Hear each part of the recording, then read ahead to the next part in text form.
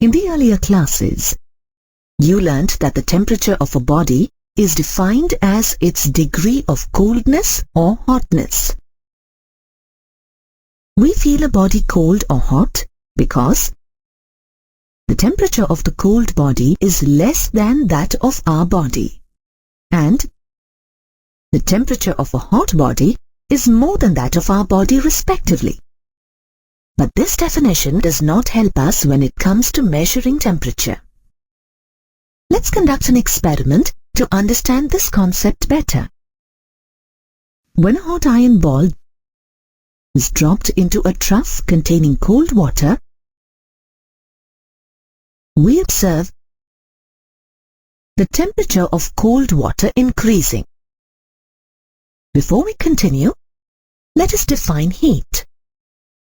Heat is defined as a form of energy that flows from a hot body to a cold body when they are in thermal contact. Heat is an energy that is in transit. Here, the heat flows from the iron ball to the cold water. When we touch a cold body, heat flows from our body to the cold body. If a hot body is touched, heat flows from the hot body to us. Coming back to the experiment, after a sufficient time, it is observed that the temperatures of the iron ball and cold water are the same. Now we say that both the bodies are in thermal equilibrium.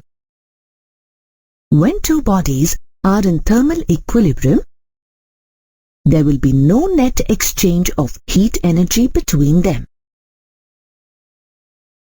For example, when a cup with hot tea is placed on a table, heat flows from the cup to surroundings until thermal equilibrium with the surroundings is attained. We define the temperature as a physical quantity that is same for two bodies which are in thermal equilibrium. That means when the teacup is in thermal equilibrium with the surroundings, it is at the same temperature as that of its surroundings. In SI system, heat is measured in joules and temperature is measured in Kelvin. We use a thermometer to measure the temperature of a body. While constructing a thermometer, we need to identify a specific property of a substance that varies linearly with the temperature. In case of a liquid thermometer, the length of the mercury column changes linearly with the change in temperature. Pressure of the gas in a constant volume gas thermometer and resistance of a platinum wire used in resistance thermometer changes linearly with the change in temperature. The temperature of a body can be written as a function of the selected property, say R. To assign a numerical temperature value to a particular length of mercury column in a mercury thermometer, we choose two reference points and assign arbitrary values to them. Among the two reference temperatures, one is considered the lower fixed point, LFP, at T1, which is the freezing point of water or ice point, and the other one is the upper fixed point, UFP, at T2, which is the boiling point of water or steam point. These two reference points used in many standard scales. In the Celsius scale, freezing and boiling points of water are taken as 0 degrees Celsius and 100 degrees Celsius respectively. In the Fahrenheit scale, they are taken as 32 degrees Fahrenheit and 212 degrees Fahrenheit respectively. If R1 and R2 are the values of the identified property at the two reference temperatures T1 and T2, then temperature T when the property has a value of R is given by T equals to R minus R1 by R2 minus R1 into T2 minus T1. For a Celsius mercury thermometer, if the lengths of the mercury columns are L0 and L100, corresponding to two reference temperatures, T1 is equal to 0 degrees Celsius and T2 is equal to 100 degrees Celsius. Then the temperature T corresponding to a length of L is T is equal to L minus L0 by L100 minus L0 into 100. For any temperature scale, the ratio T minus T1 by T2 minus T1 is constant. This can be used to find relationships among different temperature scales. The relation between Celsius scale and Fahrenheit scales of temperature can be as shown. The same relation can be extended to find the corrected temperature shown by a thermometer which is calibrated incorrectly. If L dash is equal to LFP on a faulty thermometer, U dash is equal to UFP on a faulty thermometer, T dash is equal to temperature of the body read by the faulty thermometer, and L is equal to LFP on an accurate thermometer, U is equal to UFP on an accurate thermometer, T is equal to temperature of the body read by an accurate thermometer. Then the correct temperature of the body is found using the expression. Let's solve a problem based on this formula.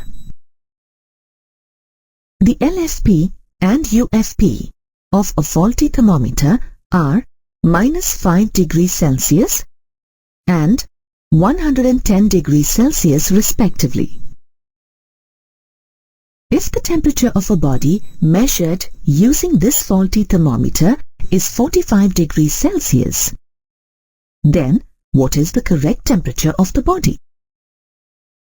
Here, T is equal to T degrees Celsius, L is equal to 0 degrees Celsius, U is equal to 100 degrees Celsius, T dash is equal to 45 degrees Celsius, L dash is equal to minus 5 degrees Celsius, U dash is equal to 110 degrees Celsius. Upon substituting the values in the equations and solving, we find that the actual temperature is 43.5 degrees Celsius. When a mercury thermometer and an alcohol thermometer are used to find the temperature of a substance, they may not show the same temperature readings.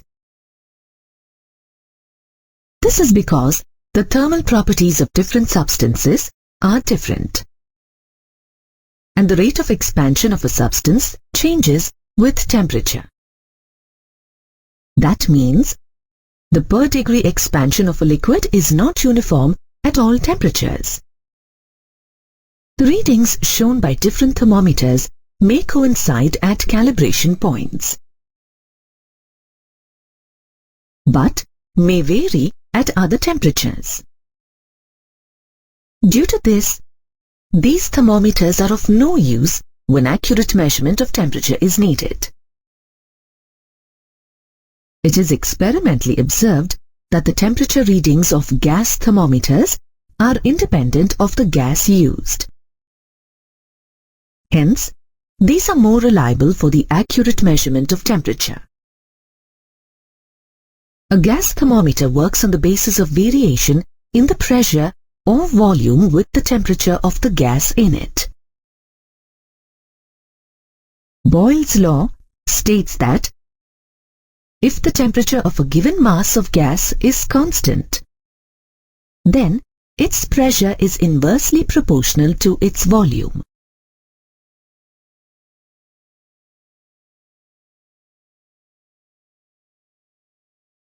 At constant temperature T, PV is equal to constant, where P is the pressure of the gas and V is the volume of the gas. According to Charles' law, at constant pressure, the volume of a given mass of gas is directly proportional to its temperature T.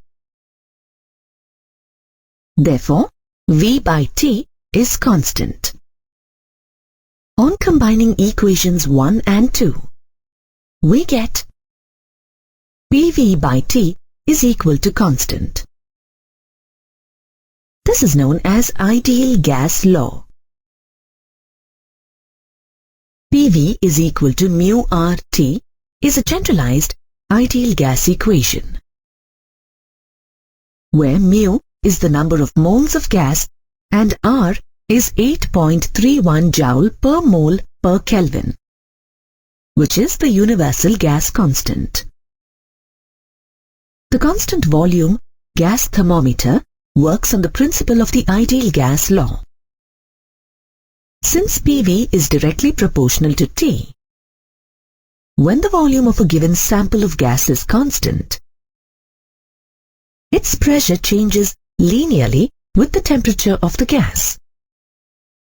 When a graph is plotted between pressure and temperature, a straight line is obtained. If the density of the gas is low, the graph will be a perfect straight line for all gases over a large temperature range. Let's look at the pressure-temperature graph for different gases at low density. When extended towards negative temperatures, all these straight lines meet at a point represented by the temperature minus 273.15 degrees centigrade. That means, at temperature minus 273.15 degrees centigrade, if the gas is still in the same state, its pressure reduces to zero. In fact, at this temperature, the average kinetic energy of gas molecules becomes zero. As a result, they cease to move and settle at the bottom of the container, and the pressure exerted by them reduces to zero. A new temperature scale was developed by Lord Kelvin by designating this temperature of minus 273.15 degrees centigrade as zero. This new temperature scale is known as the Kelvin or absolute temperature scale. The zero of this scale is called absolute zero. The temperature of a body on the absolute scale is expressed in Kelvin and is called absolute temperature and is represented by the letter T. The size of a degree on the Kelvin scale is identical to the size of a degree on the Celsius scale. For example, if the temperature of a body is increased by 1 degree centigrade, then the corresponding change on the absolute scale is 1 Kelvin. The relation between the absolute temperature and Celsius temperature is expressed as T and is equal to Tc plus 273.15. Here is a comparison between the Kelvin, Celsius and the Fahrenheit temperature scales. Many substances expand on heating and contract on cooling. An increase in the dimensions of a body due to an increase in its temperature is called thermal expansion. For example, the volume of the mercury in a mercury thermometer changes with a change in its temperature. Let's look at some examples of thermal expansion of substances that we come across in daily life. Rails are produced in fixed lengths, and fish plates are used to join them. The gaps provided between rails allow them to expand during summer. Expansion joints are provided while constructing bridges. When the temperature of any metallic body is increased, its length, surface area, and volume may increase. Expansion along length is defined as linear expansion. Expansion of the surface area of a solid is called areal expansion, and expansion of its volume is called volume expansion or cubical expansion. Let us consider a thin metal rod of length L at a temperature T. It is experimentally observed that the change in the length of the rod, delta L, is directly proportional to the change in its temperature, delta T, and also directly proportional to the initial length of the rod. Thus, we get equations 1 and 2. Combining equations 1 and 2, we get the expression delta L equal to the product of alpha L, L delta T, where alpha L is the proportionality constant called coefficient of linear expansion and is characteristic of the material of the rod. The fractional change in length delta L by L is equal to alpha L into delta T. Similarly, the fractional change in the area is experimentally found to be directly proportional to the change in the temperature. That is, delta A by A is equal to alpha A into delta T. That is, the fractional change in the area, delta A by A, is equal to alpha A into delta T, where alpha A is the coefficient of areal expansion. If the volume of a solid body is V and delta V is the change in volume for a change of temperature delta T, then delta V is equal to alpha V into delta T, where alpha V is called the coefficient of volume expansion. Though the coefficient of expansion is a characteristic of the substance, its value depends on its temperature. For many solids, expansion is analogous to photographic enlargement. For example, if a metallic sheet with identical holes, as shown, is heated, then the expansion is proportionate in all directions. The length and breadth of the sheet, radii of all the holes, and the distance between two holes all increase proportionately. Substances that expand at the same rate in all directions are called isotropic substances. For a perfect isotropic material, the coefficients of thermal expansion are related as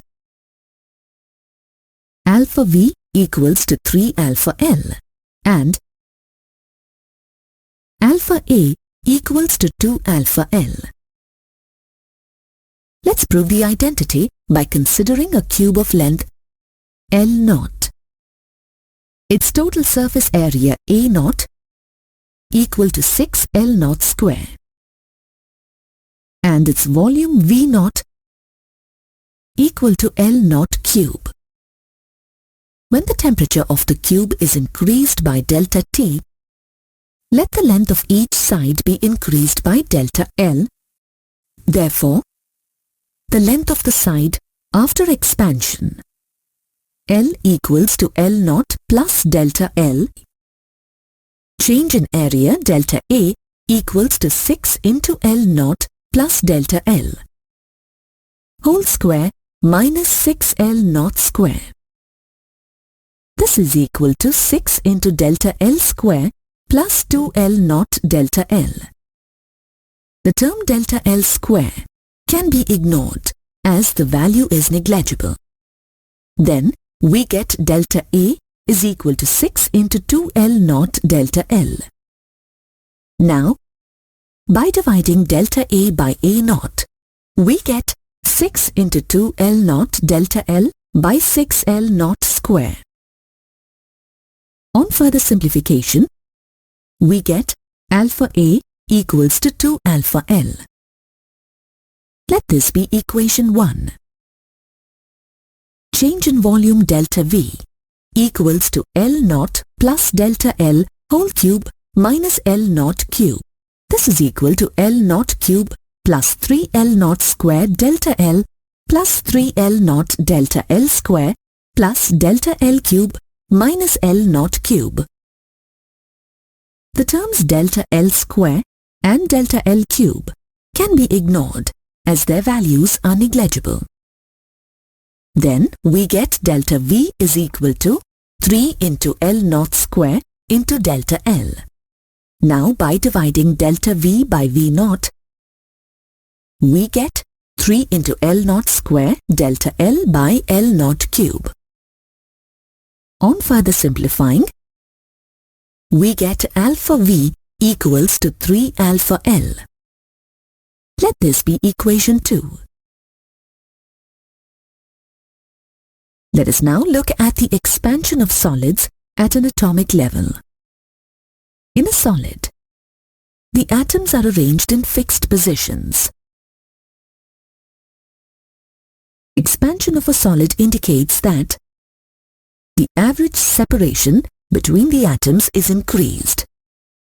As the temperature increases, the atoms vibrate with more vibrational energy, and the amplitude of vibrations also increase.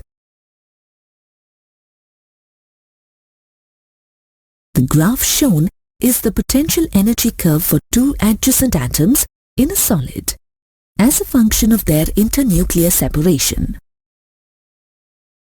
Since the potential energy curve is an asymmetric curve, the average separation between atoms increases as temperature increases. As liquids do not have a specific shape, they do not have linear and aerial expansion as solids do. They have expansion in volume only.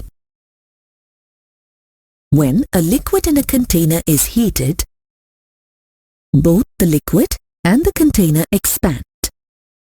Hence, for liquids, we have two categories of expansions, namely real and apparent. The apparent expansion of a liquid is the expansion that appears. The apparent expansion of the liquid is equal to the real expansion of the liquid minus expansion of the container. Unlike other liquids, water exhibits irregular expansion between 0 degrees centigrade and 4 degrees centigrade.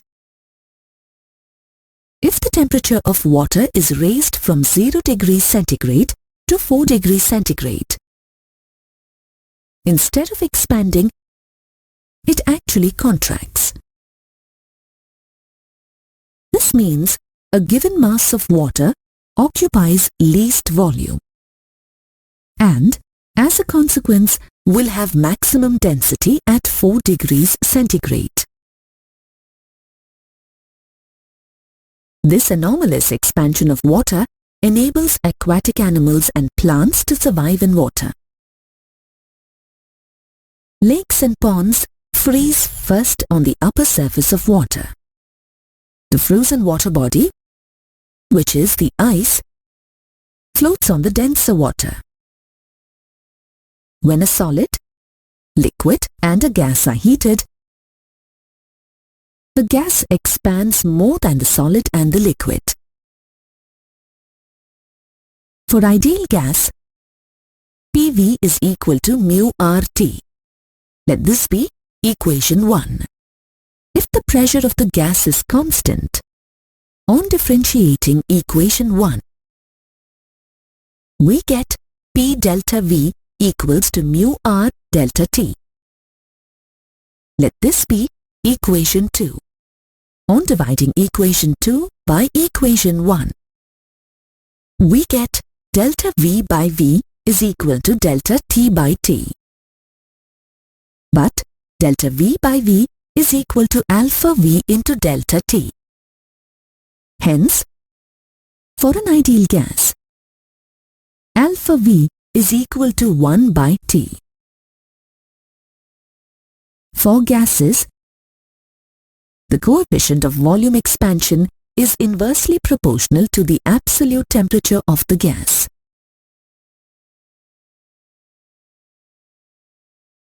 Let us now discuss thermal stress.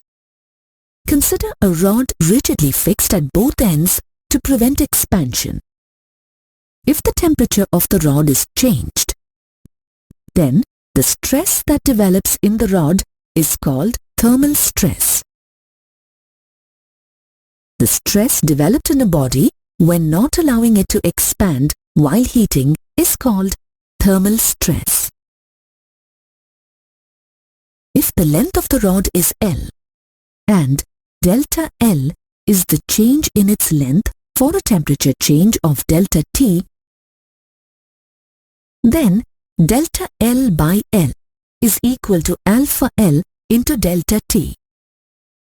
Let this be equation 3. If the rod is rigidly fixed, then thermal stress is expressed as F by A, which is equal to Y into delta L by L, where Y is Young's modulus of the material. Let this be equation 4. From equations 3 and 4, thermal stress is expressed as Y into alpha L into delta T. The force F acting on the rod must be equal to the product of Y, A, alpha L and delta T. You have already learned that if there is no change in the state of a body, its temperature increases when it absorbs heat energy from the surroundings and decreases when it emits heat energy. Now let us study the factors that influence the heat required to change the temperature of a body. Consider a given quantity of water being heated using a source that supplies heat at the rate of 100 joules per second. If the initial temperature of water is 303 Kelvin and the temperature is increased to 308 Kelvin at the end of 3.5 minutes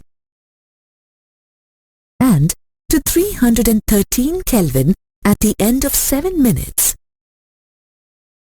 the amount of heat absorbed for a rise in temperature of 10 Kelvin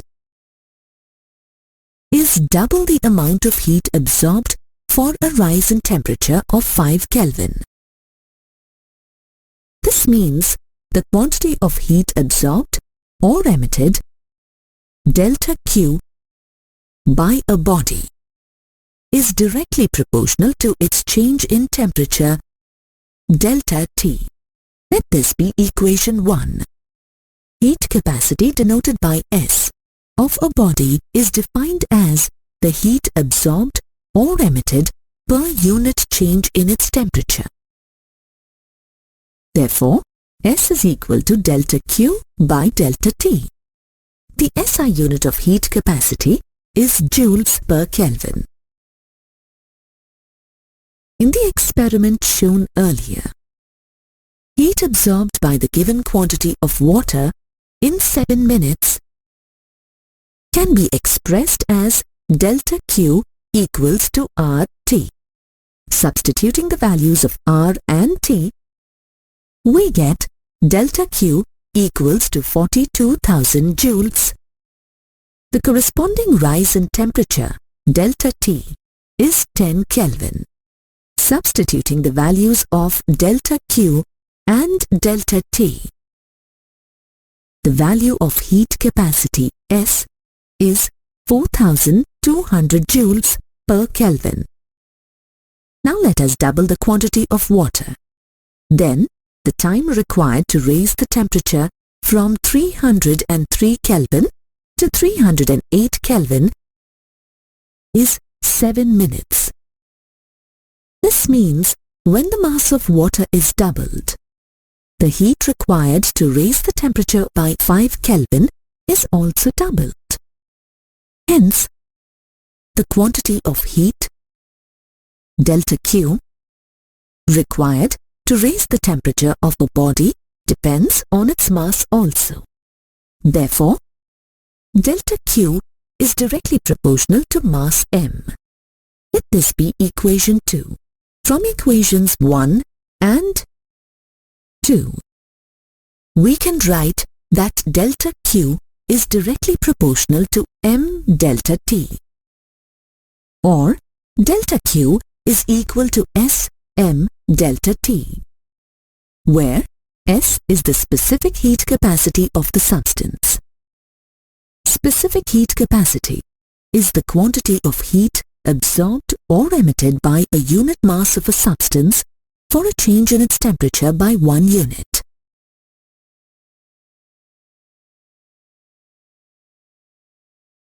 Specific heat capacity S can be expressed as S equals to 1 by m into delta Q by delta T. The SI unit of specific heat capacity is joule per kilogram Kelvin. Specific heat capacity depends on the nature of the substance. Different materials have different specific heat capacity values as shown in the table. The specific heat capacity of water is 4,186 joules per kilogram Kelvin. For practical purposes, we can take the value to be 4,200 joules per kilogram Kelvin.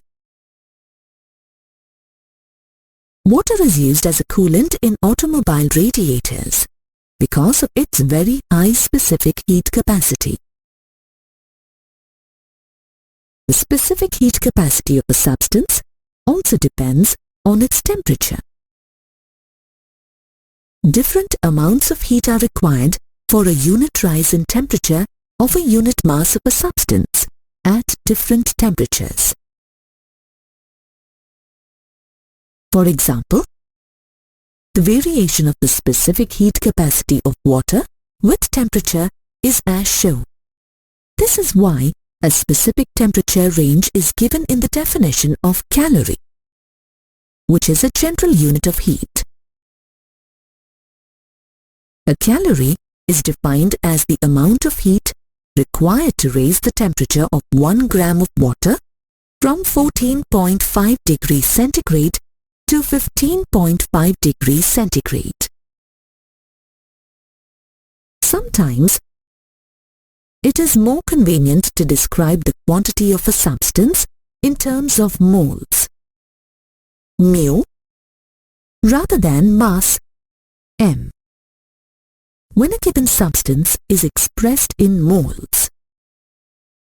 Its specific heat capacity is known as molar specific heat capacity and is represented by C. The molar specific heat capacity of a substance is defined as heat capacity per mole of the substance. This is given by C equals to S by mu equals to 1 by mu into delta Q by delta T. The SI unit of molecular specific heat capacity, C, is joules per mole Kelvin. Molar specific heat capacity also depends on the nature and temperature of the substance. The definition of specific heat capacity is applicable for all states of matter, namely solids, liquids, and gases. But for gases, the heat required to raise the temperature depends on the process involved. If we heat a gas by keeping its pressure constant, then the heat delta Q required to raise the temperature of 1 mole of gas by 1 unit is called its molar specific heat capacity at constant pressure and is denoted by Cp. Cp is equal to 1 by mu into delta Q by delta T at constant pressure. The molar specific heat capacity at constant volume, denoted by Cv, is the heat required to raise the temperature of 1 mole of a given gas at a constant volume by 1 unit. Cv is equal to 1 by mu into delta Q by delta T at a constant volume.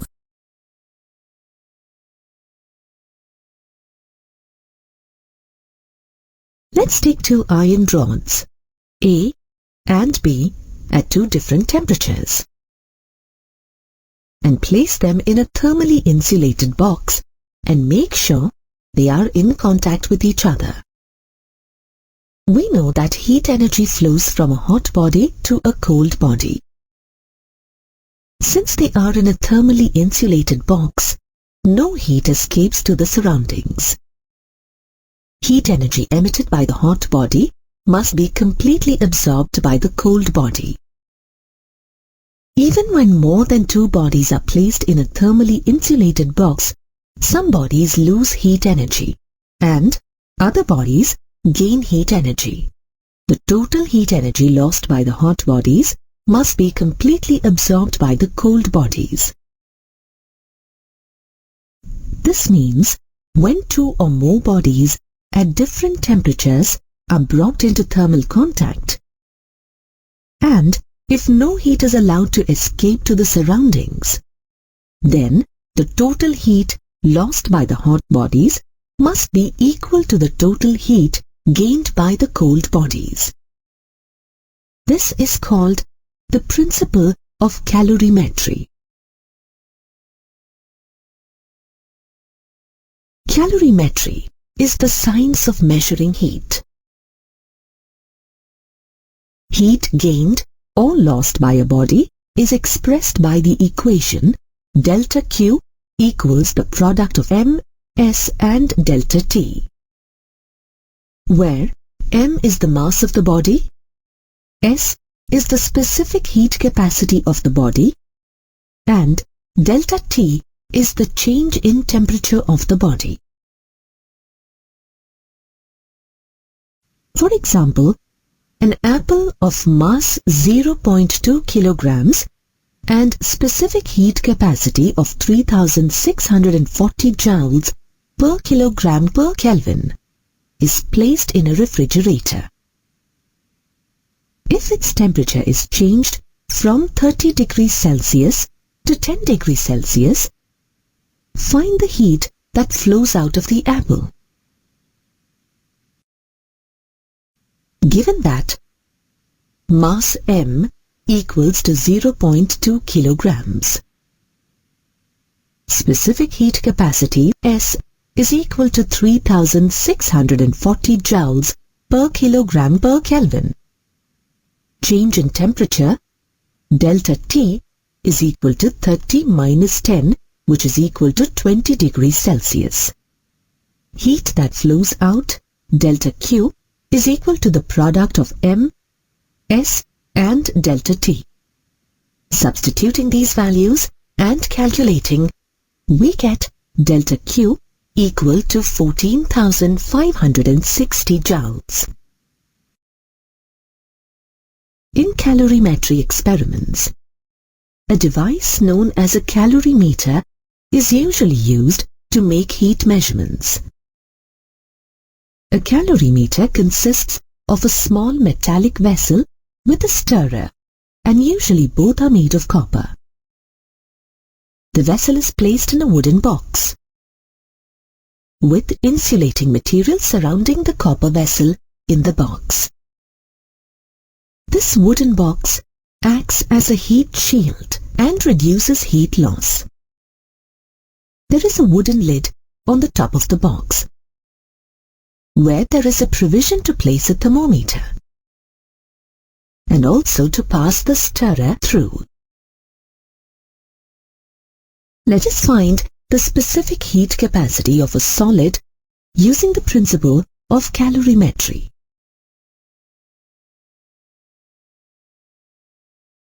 To do this, a Reynolds apparatus and a calorimeter are used.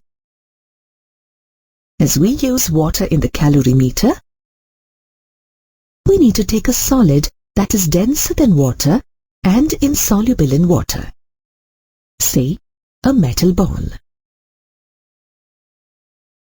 First, the calorimeter with stirrer is weighed using a physical balance. Let its mass be M1.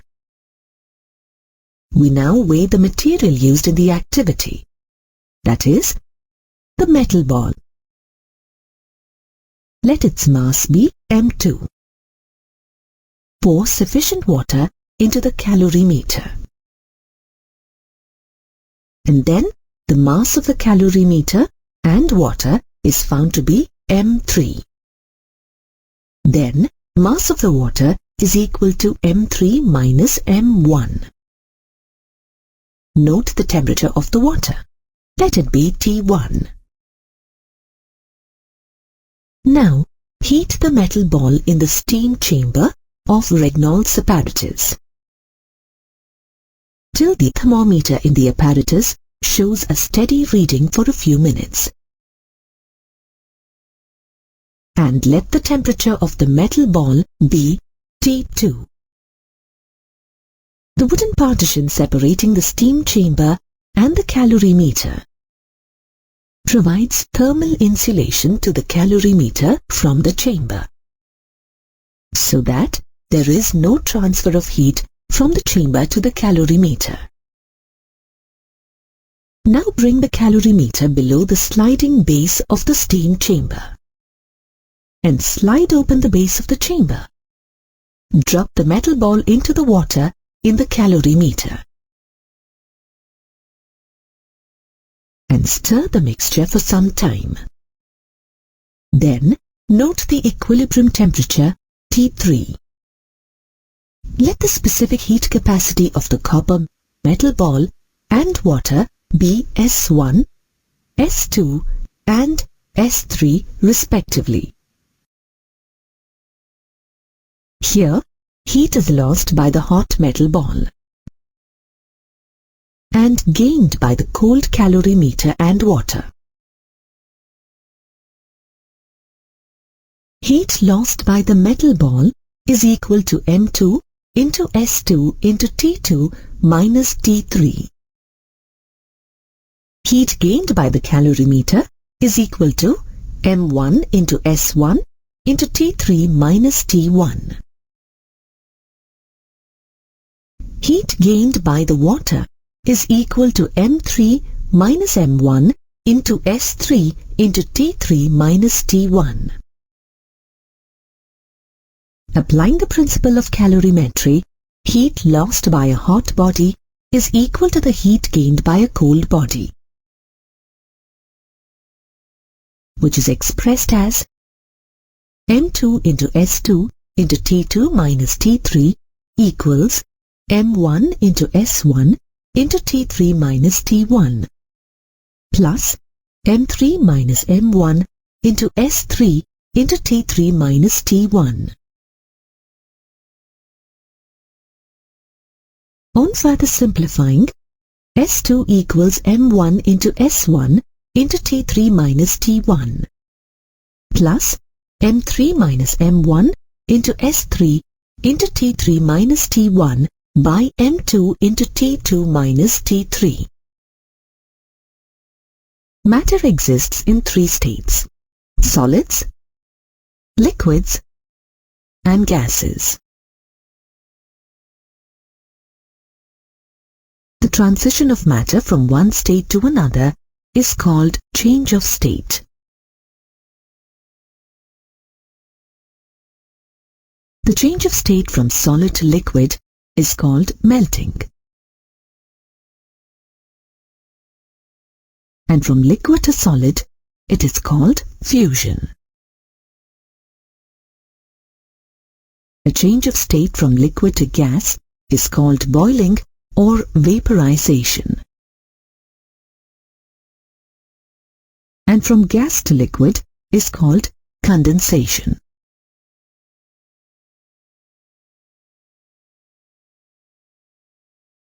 Consider a round-bottom flask with a thermometer and steam outlet fixed through the cork. Place some ice cubes at minus 10 degrees centigrade in the flask and start heating. Now, let us observe the change in the temperature of the contents and plot a graph between temperature along the y-axis and time along the x-axis, as it is an independent quantity. Initially, we observe a rise in the temperature of the ice as it absorbs heat energy. This continues till the ice attains a temperature of 0 degrees Celsius. If we continue heating the flask, strangely, we don't observe any rise in the temperature in the ice cubes. But we can observe some of the ice cubes melting. This indicates the change of state of ice to water. And during this process, both solid ice and liquid water coexist. No change in the temperature is observed till the entire ice in the flask melts to water. That means, on absorbing heat, ice at 0 degrees Celsius converts to water at 0 degrees Celsius. The temperature at which the solid and liquid states of a substance are in thermal equilibrium with each other is called melting point. Thus, the melting point of ice is 0 degrees Celsius. In this case, the heat supplied is utilized to increase the internal energy of the substance. The amount of heat absorbed by a unit mass of a substance to convert it completely from one state to another state is called latent heat, usually denoted by L.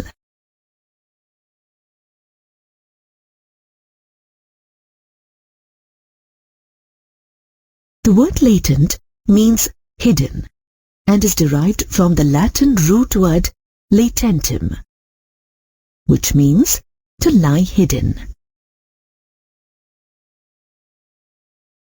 Latent heat is a characteristic of the substance.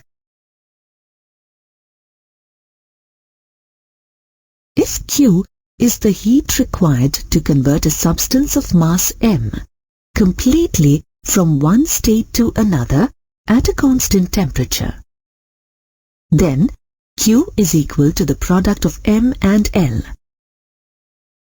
where L is the latent heat of the substance for that particular change of state.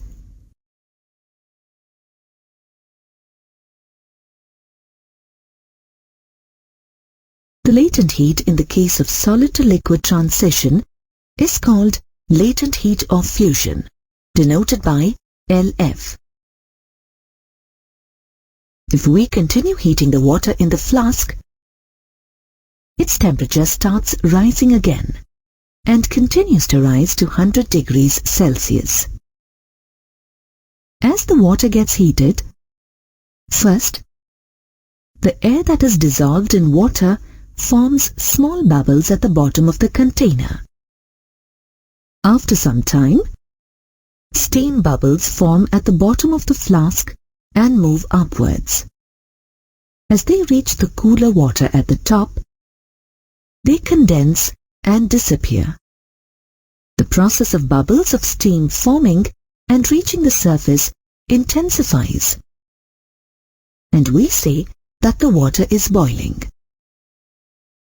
At this point, once again we observe no change in the temperature of the water, even though the water changes to water vapor. Even if we continue heating, the temperature of the water remains constant, and the heat absorbed is used to change the state from liquid to gaseous state. The constant temperature at which the liquid and the vapor states of a substance coexist is called boiling point.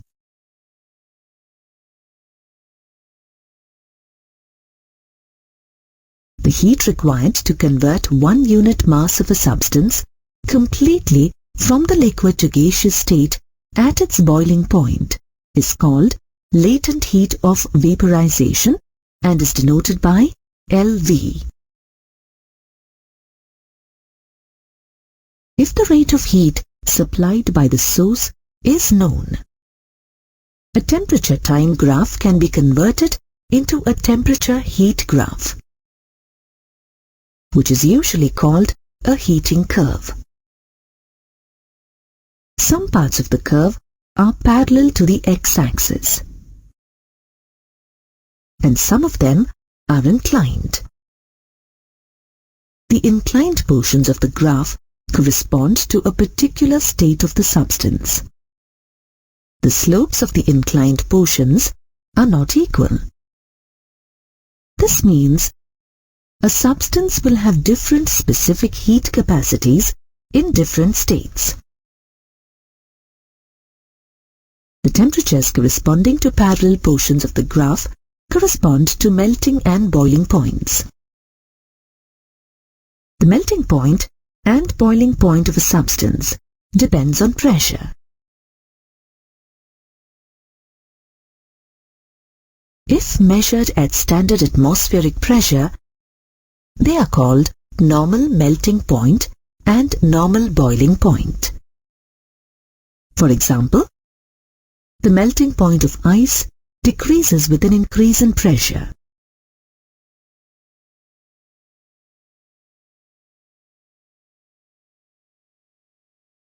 If a metallic wire with 2 masses tied to both ends is placed on a slab of ice, we observe it passing through the slab. As the wire exerts pressure, the ice beneath it melts. When the wire passes through, the water above the wire freezes once again. This phenomenon of refreezing is called regulation. In fact, ice skating is possible only because of regulation. When the skaters move on ice, due to the sharp wedges at the bottom of the skates, there is an increase in pressure on the ice, and due to this, the ice beneath melts below its normal melting point. This makes the motion of the skaters smooth and friction-free. The boiling point of water increases with an increase in pressure. To understand this, let us return to the experiment where water was heated in a round-bottomed flask. When the steam outlet is closed, the pressure inside the flask increases, and the boiling point of water also increases. Therefore, the water in the flask stops boiling after some time. After absorbing more heat, the temperature of the water increases to a new boiling point and it starts boiling again.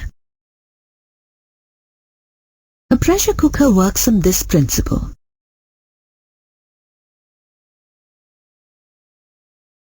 When food is cooked in a pressure cooker, the pressure that builds in the cooker increases the boiling point of water to higher than normal. And the food in the cooker is cooked at a higher temperature than if it were cooked outside. This makes cooking quicker and cost-effective. Cooking is difficult in hill stations because at high altitudes, the atmospheric pressure is lower than normal. And as a result, the boiling point of water decreases. Usually, on heating, substances change from solid to liquid and then from liquid to gaseous state. There are certain substances which change from the solid to gaseous state directly.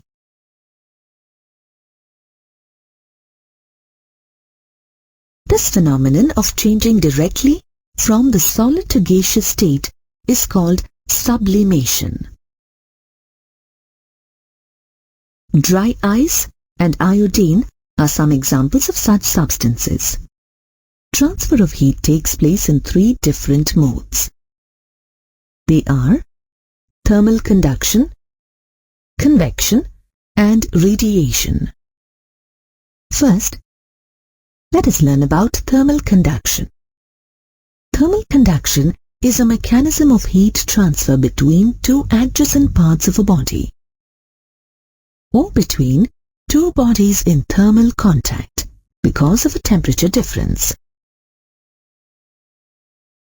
For example, observe the person holding an iron rod at one end and placing the other end in fire. One end of the iron rod, which is in the flame, at a high temperature and the other end at low temperature. Heat flows from the hot end to the cold end by thermal conduction. And as a result, after some time the person drops the rod. When heat is supplied at one end of the rod, the molecules in hotter regions gain kinetic energy and start vibrating faster. These vibrations are passed on to neighboring molecules through intermolecular bonds. In this way, the energy is eventually transferred to the whole body. Thermal conductivity of a substance, which is usually referred to as conductivity, depends on the state and nature of a substance.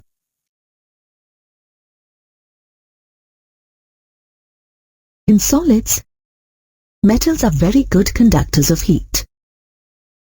This is due to 2 reasons. One is that the molecules are very closely packed and thus help transfer vibrational energy quickly. The second reason is that metals contain a large number of free electrons, which also contribute to the quick transfer of heat energy. The free electrons close to the heat source receive heat and move faster through the metal.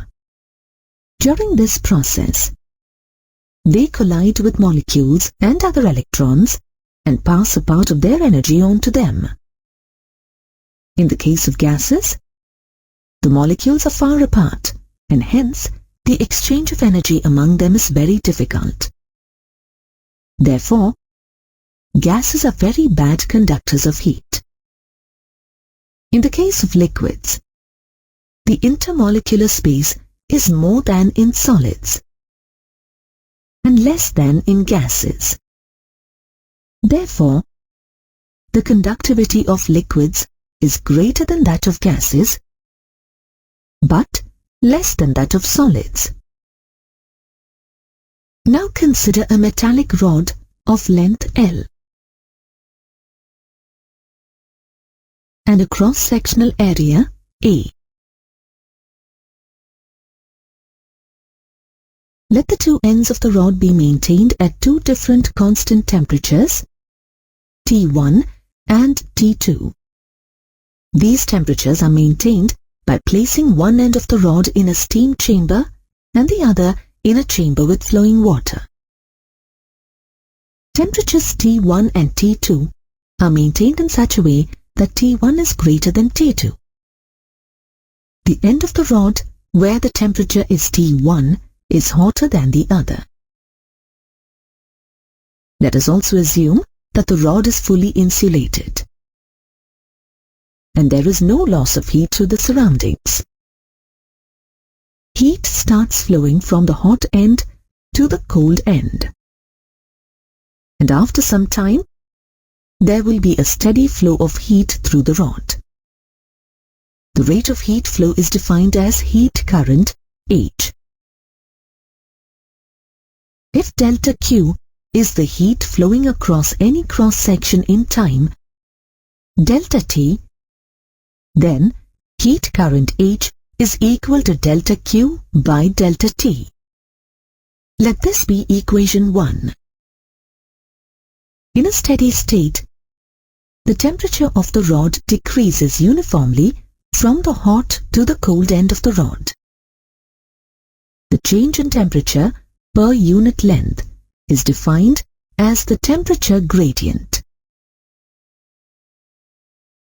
Since the change in temperature for a length of L is T2 minus T1, the temperature gradient is expressed as T2 minus T1 by L. Let this be equation 2. It is experimentally found that in a steady state, heat current H is directly proportional to the temperature difference between the two ends and cross-sectional area of the rod. It is also found that H is inversely proportional to the length of the rod. That is, H is equal to delta Q by delta T, which is equal to Ka into T1 minus T2 by L. Let this be equation 3, where K is the proportionality constant and is called the thermal conductivity of the material. The SI unit of thermal conductivity is joule per second per meter per Kelvin or watt per meter per Kelvin. For a rod, the mathematical expression L by Ka is defined as its thermal resistance R, where L and A are the length and cross-sectional areas of the rod respectively, and K is the thermal conductivity of the material of the rod. Now, equation 3 can be written as heat current H is equal to T1 minus T2 by R. Let this be equation 4. Equation 4 is identical to Ohm's law of current electricity. This identity can be extended to some other cases as well.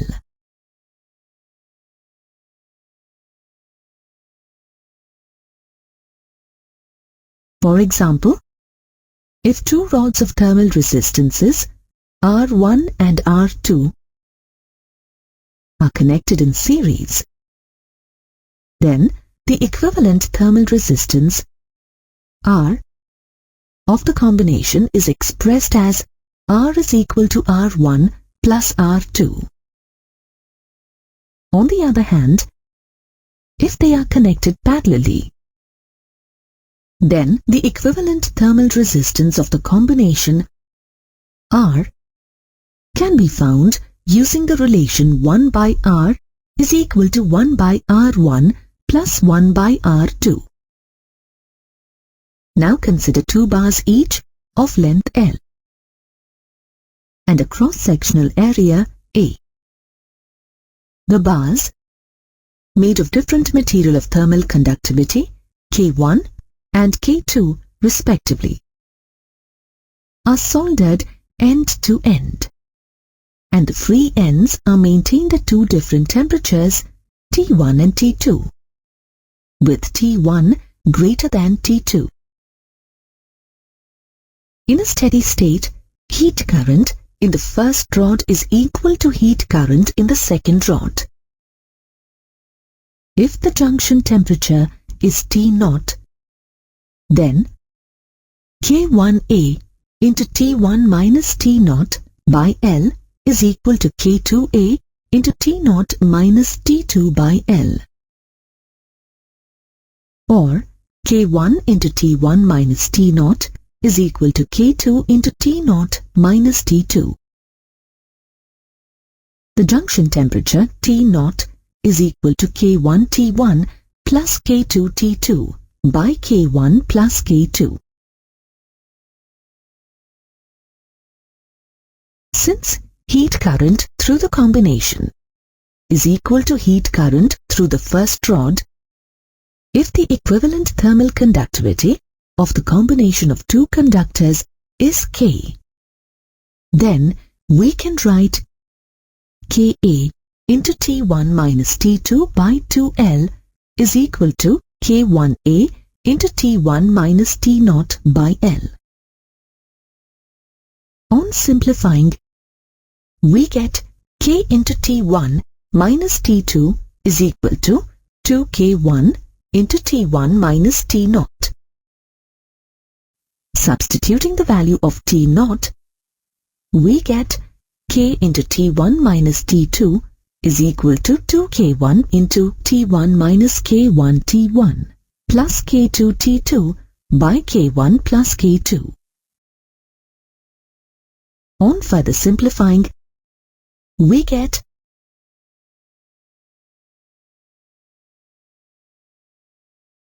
K into T1 minus T2 is equal to 2K1 into K2 into T1 minus T2 by K1 plus K2. Therefore, K is equal to 2 K1 K2 by K1 plus K2. This is the expression for equivalent conductivity when two conductors are connected in a series. The table shows the thermal conductivities of some materials.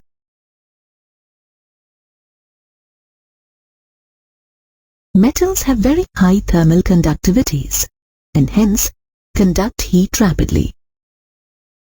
Materials like wood, bakelite, and wool are bad conductors.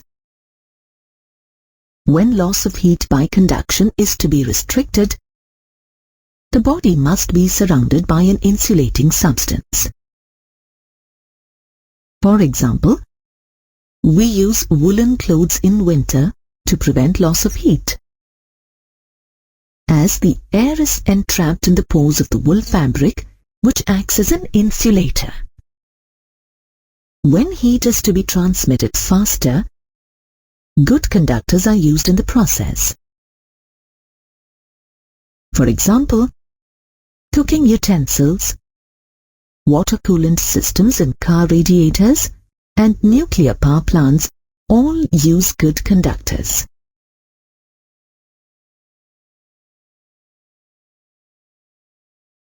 Let us conduct an experiment to understand what is meant by convection. Take some water in a container and heat it by placing it on a burner. The bottom of the container absorbs heat from the burner and then conducts it into the water. Since the entire water body is not in contact with the bottom of the container, all the layers of water cannot absorb heat by conduction. The water that is in contact with the bottom of the container absorbs heat by conduction, and its temperature increases. Because of a rise in temperature, this part of water expands, and as a result, its density decreases. This low-density warm water is lifted up towards the surface due to buoyancy, and the denser cold water moves down and comes into direct contact with the hot base of the container. Once again, the water in contact with the base of the container becomes hot and is replaced by a colder part of the water in the container. This way, all the water gets heated. Heat transfer by actual motion of matter from one region to another is known as thermal convection. Since convection involves bulk movement of different parts of matter, this mode of heat transfer is possible only in fluids.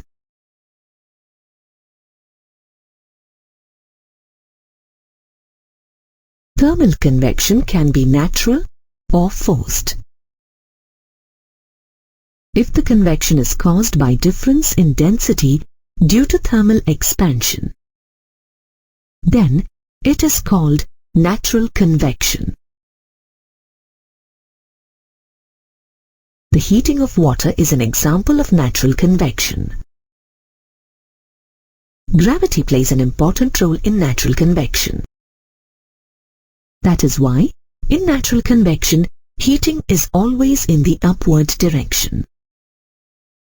If the container is heated at the top, transmission of heat by convection does not take place in the downward direction.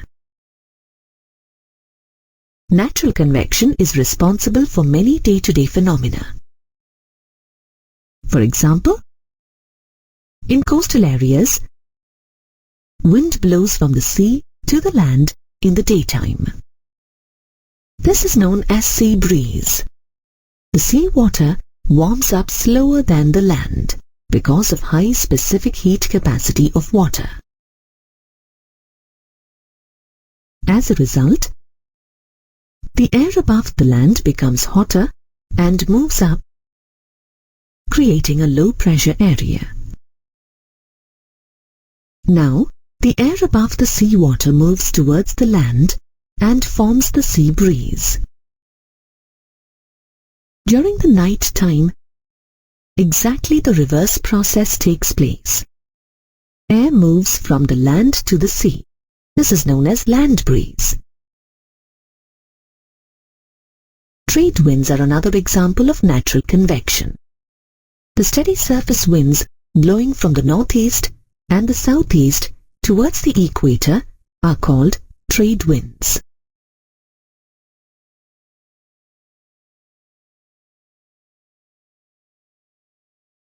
The equatorial region receives more heat energy than the polar regions. Air at the equatorial region is much hotter than the air at the polar regions. In the absence of any other effect, the air at the equator rises and moves towards the polar regions and descends at the poles. The cold air from the polar region moves towards the equatorial region, forming convection currents. But because of the Earth's rotation, air at the equatorial region moves with the speed of 1,600 kilometers per hour in the eastward direction, whereas the speed of these winds is almost zero at the poles. These two movements of air, one because of convection and the other because of the Earth's rotation, result in trade winds. In the northern hemisphere, instead of descending at the North Pole, the air descends at 30 degrees north latitude and moves towards the equator. Similarly, in the southern hemisphere, instead of descending at the South Pole, the air descends at 30 degrees south latitude and moves towards the equator.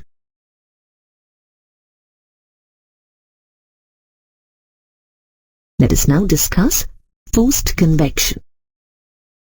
If the movement of matter is caused by a pump or blower for transfer of heat, it is called forced convection. Let us look at some common examples of forced convection systems. One of the most common examples of forced convection that we see around us is the working of a hair dryer. Air at room temperature is sucked by a motor and heated up by forced convection as it passes over the hot coils inside the dryer. This hot air is then blown out through the nozzle provided. The human circulatory system is another example of forced convection. Blood is forced through the circulatory system by the heart to maintain the required uniform temperature throughout the body. The third mode of heat transfer is thermal radiation, where heat is transmitted even through vacuum in the form of electromagnetic waves. The electromagnetic waves emitted by a body by virtue of its temperature is called thermal radiation.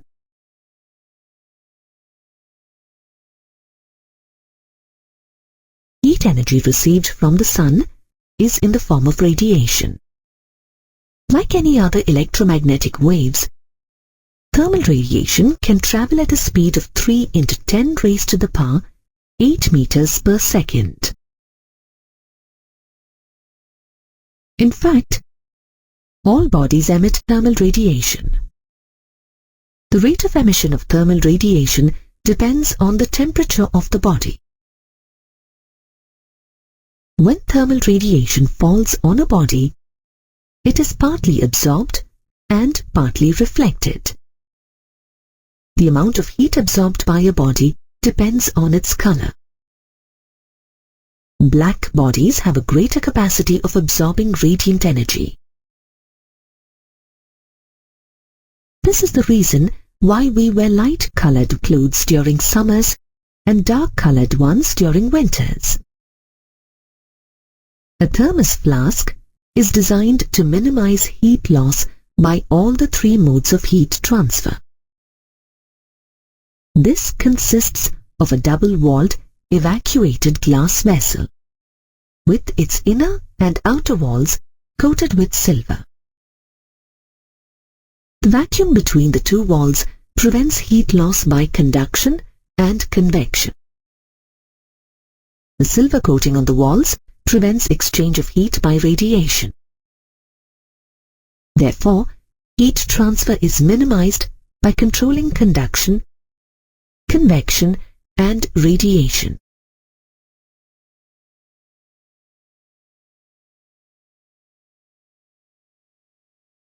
It is a common phenomenon that a hot body exchanges heat with its surroundings and cools.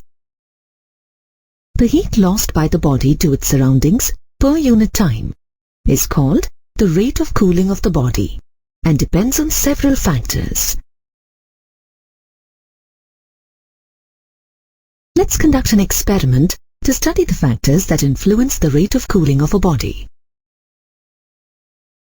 Let's take some water at room temperature in a calorimeter and place in it a thermometer. If the temperature of the water is T1 degrees Celsius, then the temperature of the surroundings is also T1 degrees Celsius. Now, let us first heat the water in the calorimeter to raise the temperature to say T2 degrees Celsius. And then stop heating and allow the water in the calorimeter to cool. Start a stop clock and note the temperature T2 of the water at regular intervals, say after every minute. The difference in temperature between the water and its surroundings is expressed as delta T, which is equal to T2 minus T1. Delta T can be computed for each value of T2. When a graph is plotted by taking delta T along the y-axis and time t along the x-axis, we get a curve. The graph indicates that the cooling of water depends on the temperature difference between the water and its surroundings. The greater the temperature difference, the greater the fall in the temperature of the hot water. With the passage of time, the temperature difference between the hot water and its surroundings decreases, and hence the change in the temperature of the water also decreases. Newton made a systematic study of the cooling of different bodies and proposed a law known as Newton's law of cooling that holds good for small differences in temperature between a hot body and its surroundings. Newton's law of cooling states that the rate of heat lost by a body is directly proportional to the difference in temperature between the body and its surroundings.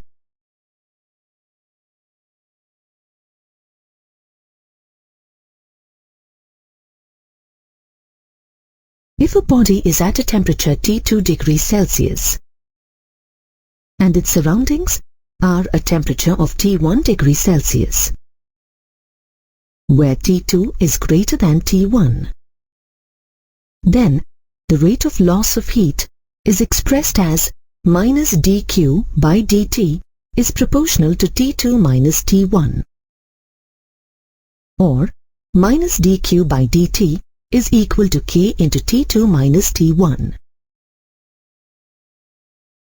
Let this be equation 1, where K is the proportionality constant, which depends on the area and nature of the body.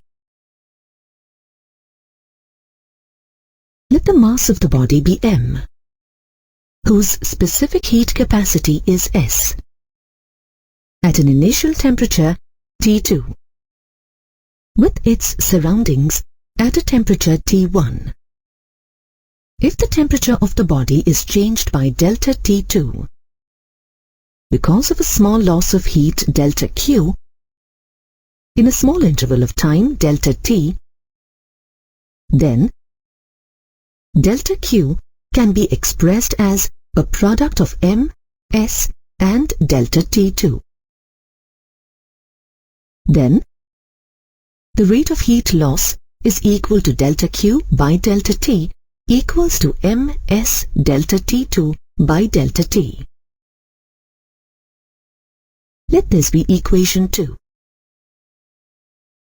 But according to Newton's law of cooling, we have minus delta Q by delta T is equal to K into T2 minus T1.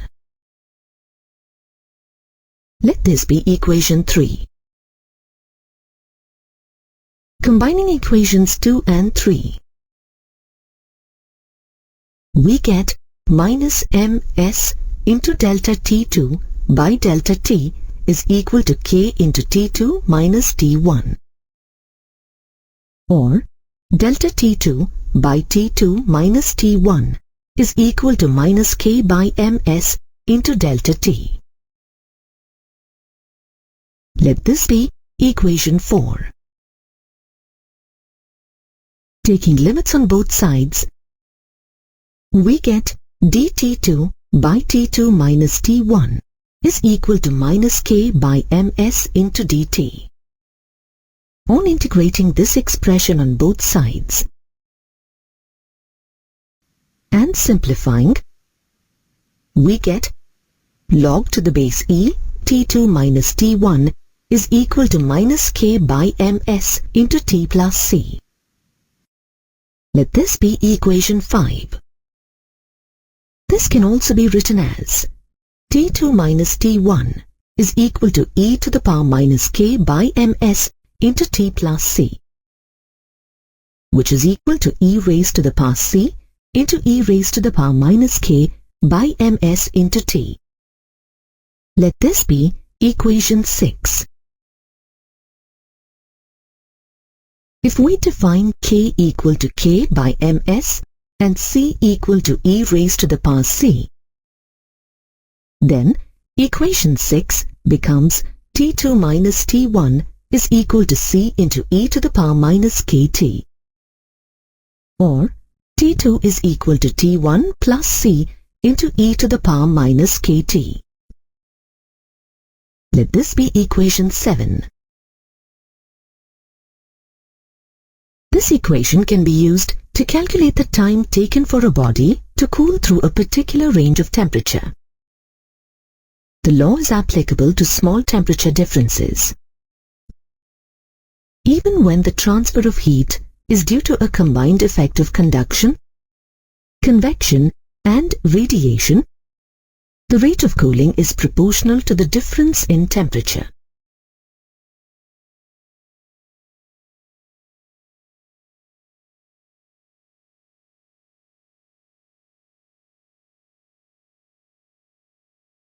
For example, if a beaker of hot water placed in surroundings whose temperature is 25 degrees Celsius takes 5 minutes to cool from 75 degrees Celsius to 50 degrees Celsius, how much more time does it take to cool to 30 degrees Celsius?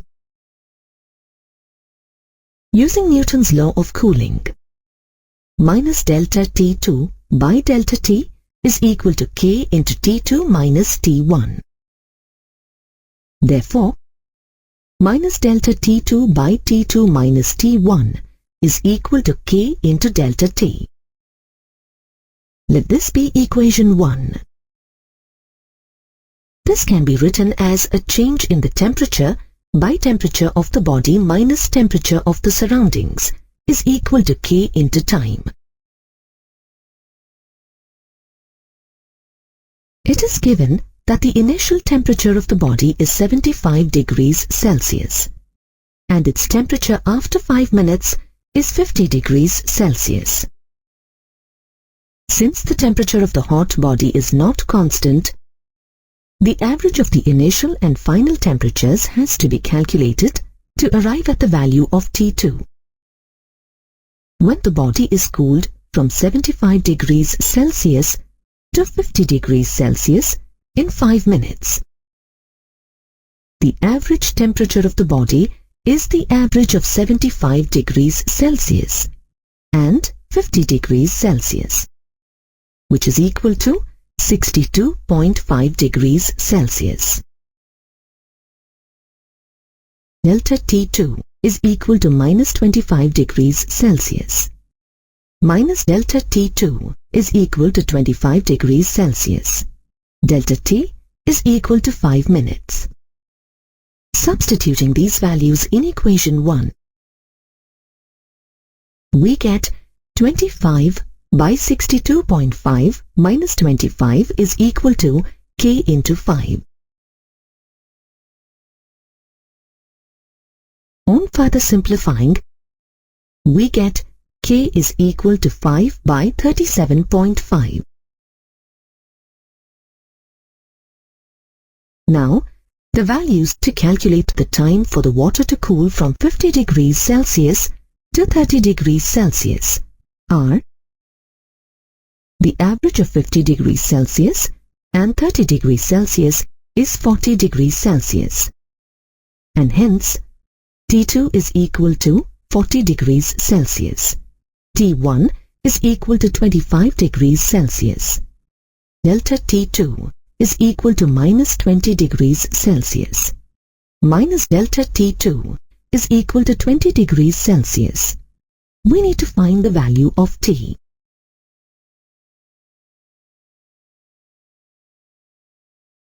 (20 by 40 minus 25 is equal to K into T. On further simplifying, we get T is equal to 4 by 3K. We know that K is equal to 5 by 37.5. Substituting the value of K,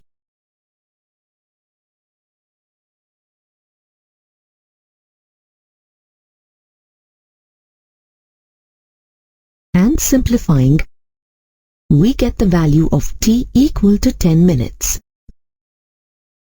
Therefore, it takes 10 minutes for the temperature of the water to fall from 50 degrees Celsius to 30 degrees Celsius.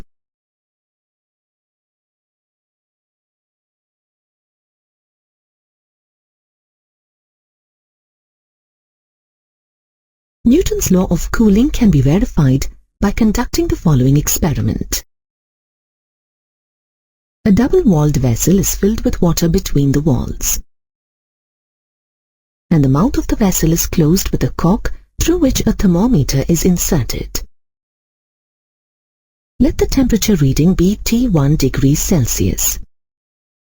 A copper calorimeter with hot water is placed inside the vessel. Close the mouth of the calorimeter with a 2-holed cork.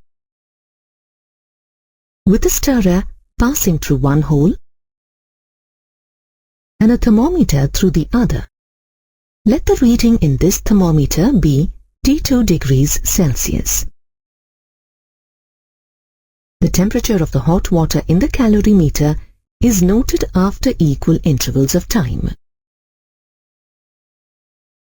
When a graph is plotted with log to the base e, T2 minus T1 along the y-axis and time t along the x-axis, based on the experimental results, we get a straight line with a negative slope.